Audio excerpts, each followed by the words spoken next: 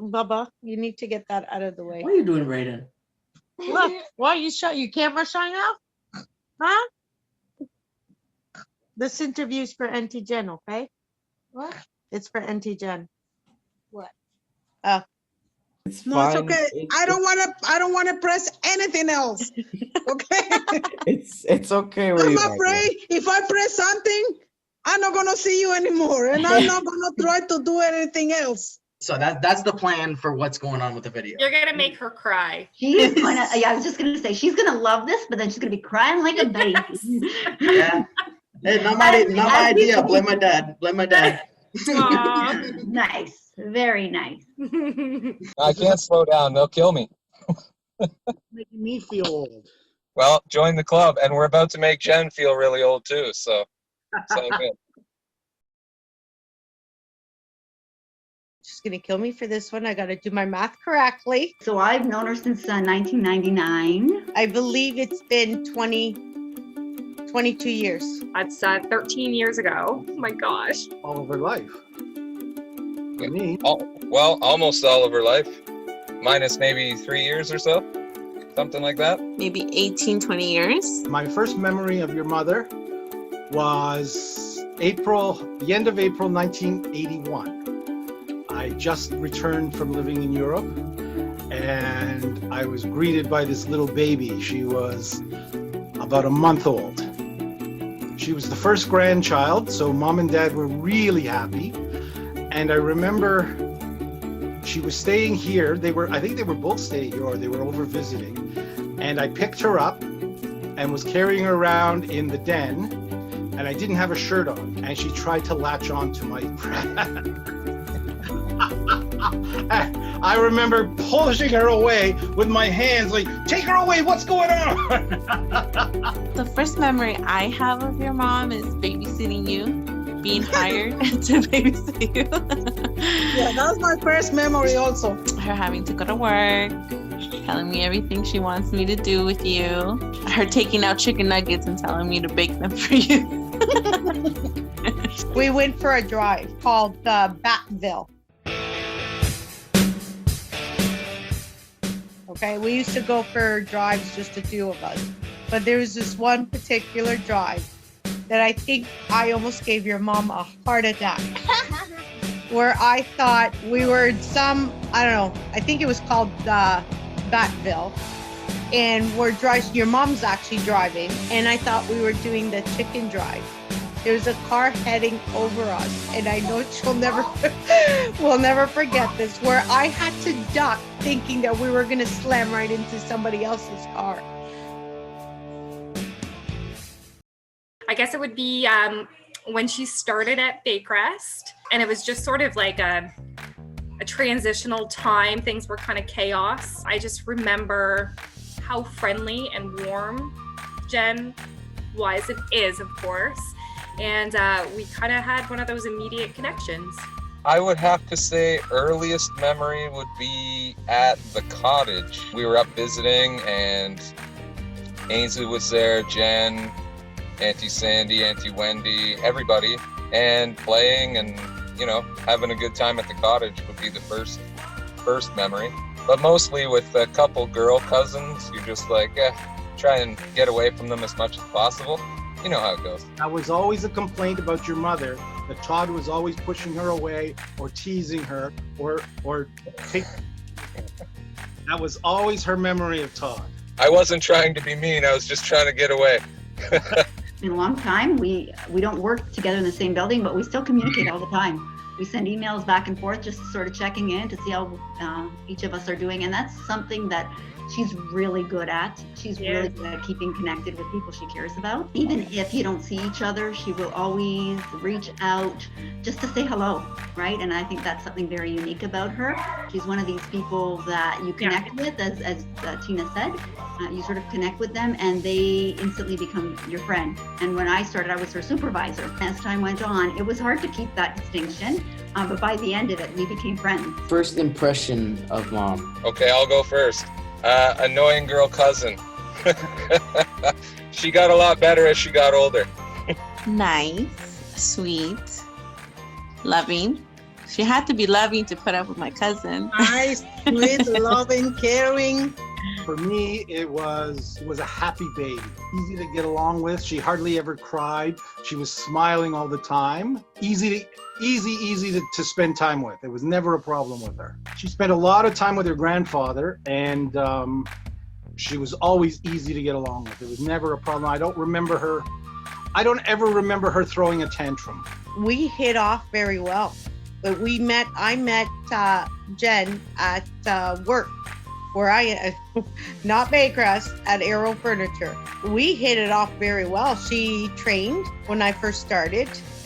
And from there, from work, then started going out, meeting people. We have some stories. Smart, very kind, compassionate, good sense of humor, very mature, a mother at heart, like to everybody. She was always looking out for everybody, taking care of everybody, making sure everybody was okay with the people she worked with the clients that she worked with. She just has a really good heart. Yeah, I absolutely agree. Like, just honestly, I can say now she's one of those people that she would give the shirt off her back for you and for anyone around her, really. I mean, she's just an amazing spirit. We had, party times when I turned 25. I mean, we went all out, limo, crazy. That was a crazy night. And that's when we hit off. That's just after we first met. For me, that's probably when we lived on the farm and she would come up in the summer to visit, and we'd all hang out together with, my brother and sister. I don't think, Calvin wasn't born yet, so it was just Tyler and Morgan, and even it was before Morgan too. And she was living the country mouse experience. I was moving into my first house that we bought. And of course, Jen being Jen, decided she was going to help me move, and I needed to get a new mattress. So we went to IKEA together to get a new mattress, and I didn't want to pay for shipping. And she's like, you know what? It's going to fit on the roof. Like, we're just going to tie it to the van. It will be fine. Like, we'll be okay. So we get it on the roof and we tie it up, and we're driving home. And as we're driving home, it's like sliding off the roof. I can see it coming like down by my passenger side window, and I was like, oh my gosh. We made it to my place. I had my mattress, but that was just like one of those random funny memories of the little crazy adventures that I'd have with your mom. We were in a snowstorm, and I was driving, and I hadn't been driving for very long, and I was losing it. It was slippery. We were sliding all over the place, and we were driving, and we just came out of, I think, like Baycrest Avenue or something, and I kind of pulled a donut, and I was freaking out, like totally freaked out. I was like, I can't drive. I'm not driving. I look over at your mother. She's white as a ghost, and then she starts laughing. Thank God for her, because I don't think I would have been able to be driving. Then I started laughing and was able to get over that whole fear. And the two of us are sitting there in the snow, in the car, laughing our butts off with people honking at us. And then I'm like, oh my God, I have to drive. I got to keep driving. And we made it home slowly and surely, but surely we did make it home. But if it wasn't for her, I don't know if I would have driven that night, with her sort of, giggling it up and then laughing about it and saying, hey, you know what? Yeah, it was stressful, but it's over, and let's just get over this. Because I think I would have been like beside myself, but she made me laugh that evening, and we got home. When we were struggling, and we were going through a really hard time, and she opened up the door with your father, of course, to us, for us to stay with you guys for a bit until we were able to find something else and something better. But for her to open up her home to us, and at that point she didn't really know us, and it was small, that apartment that we were all at, but I felt at that point she never really complained or had an issue. She was really open and welcoming and accepting of us. I share that also. That is one of my best memory of her. She was really nice with us. She helped us a lot, even though she didn't know us as much as you know, but she was really helpful with that. She helped me to fill up some paper that I wouldn't be able to do it without her help. She was really sweet. She helped me a lot, and I'm gonna be thankful forever. I don't think she wants me to share that one. That smile makes me worried. Oh no. All I'm gonna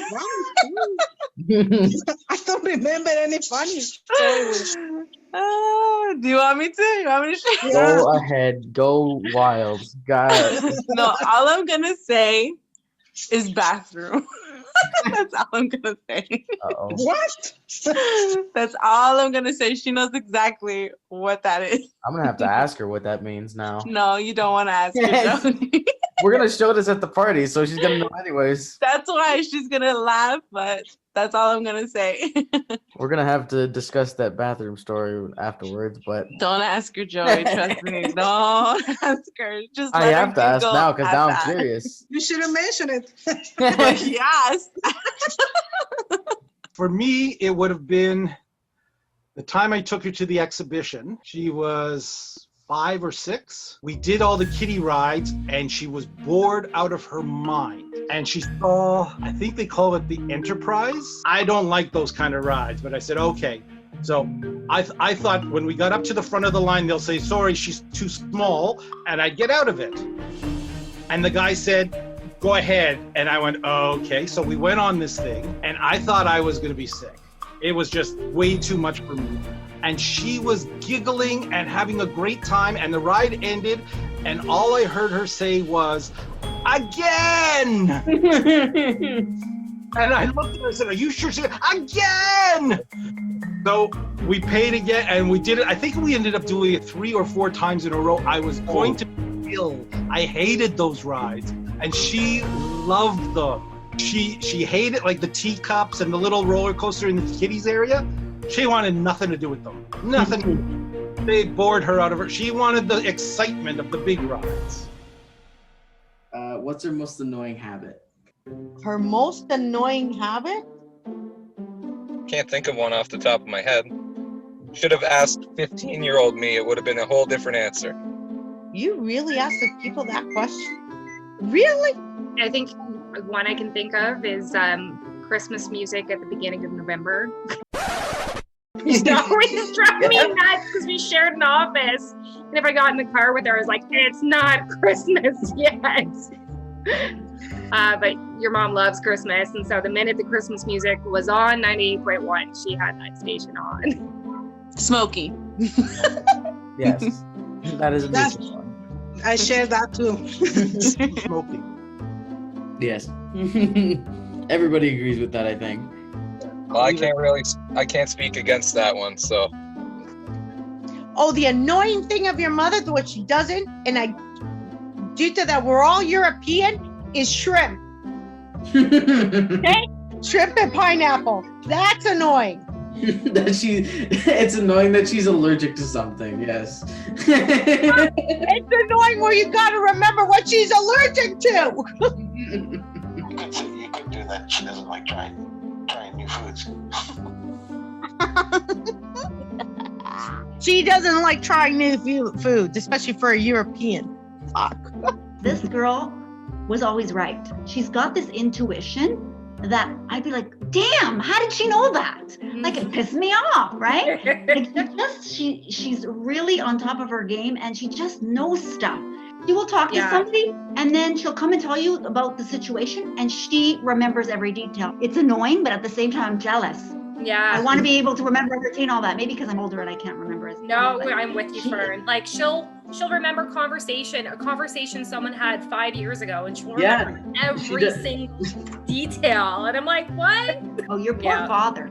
Your poor father. That if she's so good like that, she'll be talking about medical, something medically, and she remembers every medication. She remembers every detail, and I'm like, how do you remember all of this? I mean, it's wonderful. It's wonderful, but damn, man, I want to be able to do that. What is she to you? She's my goddaughter, so we have a special bond. She's probably closer to me than any of my other nieces or nephews, because we spent the most time together. If I had a daughter, I would want her to be her. My soul sister. She's family. She is family to me. That's the only way that I can describe Jen is she is my family. She's been there for every good moment and every tough and terrible moment for the last 13 years that I've known her. You know, shoulder to cry on when I needed one, someone in my corner when I needed one. She was there when mom was in the hospital. She was there bringing me donuts. Whenever I needed her, she was there, and I tried to be the same for her. She's family. I could have never asked for a better friend than you, Jen. I can't count the number of times that you've shown up, even after I said no. Jen, you're more than just a best friend. You're more of a soul sister to me. I know that if I need you, you'll be right there. The kids adore you. They love you. And this last year, boy, we miss you. We miss you. I can't really follow that. Jeez. While she is my oldest cousin, as far as having only girl cousins, she's the least girly, I'd say, when we were kids. The one you could do the most fun stuff with that, you know, like she could keep up to the boys. And now I'd say she's a cousin that I don't see enough of. So we should probably change that. So how about we end it off with, if you guys have like a message or something to her, like just to end it off. I'm gonna say this in Spanish, and I know you understand me. Is this Jen's birthday thing? Yeah. Happy birthday. Happy birthday, Jen. Happy birthday, Jen. Well, Jen, I just want to say happy birthday. Happy birthday. Jen, I love you. Happy 40th birthday. I can't believe I'm saying happy 40th birthday. Happy birthday, Auntie Jen! Hi, dear Jen. I wish you a happy birthday. I love you. Bye. I love you. You know that. I miss you. I wish you nothing but the best today and always. And I look forward to spending more time together in the future. And may you be given lots of health, love, and prosperity in the future. I love you always. Love you so much and so many. I hope I see you soon. Love you. Welcome to the Over the Hill Club. It's been lonely for a year and a half now, so it's time. It's time you got here. And you've done really well so far, and I hope you continue to. And yeah, your kids are great, your family's great, so whatever you're doing, keep it up. The next 40 should be just as good.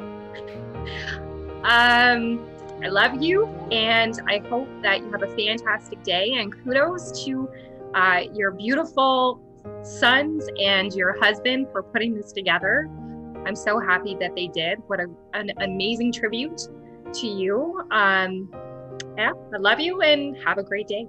Le deseo lo mejor en la vida, y le deseo mucha salud, y le deseo que tenga un feliz cumpleaños y que lo siga disfrutando con su familia, que yo sé que lo disfruta mucho. Así que feliz cumpleaños, Jen, y la queremos mucho, mucho, mucho, ¿ok? La queremos. We love you. And I'm sorry to see you leave 39. I guess I'm going to be the only one still at 39. That's fine. I don't mind not moving on. I'm very comfortable being at 39. It's a big birthday. It's an important birthday. Have fun with it. Love yourself, love your kids, love everything in life. I love you so very, very much. Happy birthday.